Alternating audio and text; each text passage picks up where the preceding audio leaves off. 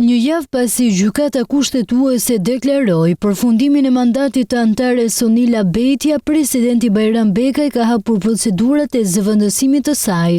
Në dokument kreu i shtetit fton persona që plotësojnë kriteret të aplikojnë deri në datën 30 nëntor.